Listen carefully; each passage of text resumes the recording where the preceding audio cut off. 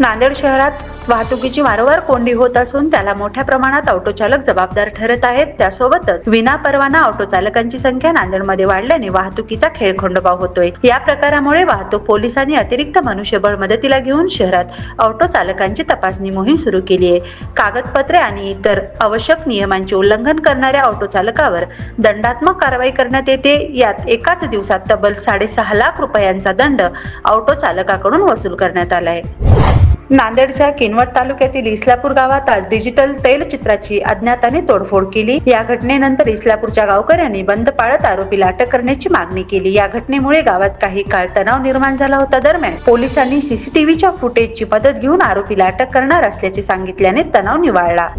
नांदेडमध्ये उष्णतेची लाट कमी झाली असून ढगाळ वातावरणामुळे शेतकऱ्यांनी शेतीची कामे उरकायला सुरुवात केली आहे। खरीप हंगामासाठी शेतकऱ्यांनी शेतीच्या मशागतीला सुरुवात केली आहे। सद्यस्थितीत सामान्य शेतकऱ्यांना बैलजोडी राखणं अशक्य बनले, त्यामुळे ट्रॅक्टरच्या मदतीने शेताची नांगरणी सुरू केली आहे। एका एकर क्षेत्राच्या नांगरणीसाठी 3,500 रुपये ट्रॅक्टर चालक आकारत आहेत। कमी वेळात मशागत होत असल्याने शेतकरी ट्रॅक्टरला पसंती देत असल्याचे चित्र आहे।